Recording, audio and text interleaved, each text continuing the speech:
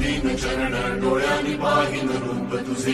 प्रेमे आलिंगिन आनंदी पूजिन भावे वाणीन प्रणेनम त्वमेव माता च पिता त्वमेव त्वमेव मनुष्य सखा त्वमेव त्वमेव विद्या द्रव्यं त्वमेव त्वमेव सर्वं मम देवदेव कायेन वाचा मनसेन्द्रियेण बुद्ध्यात्मना वा करोमि स्वभावं करोमि यत्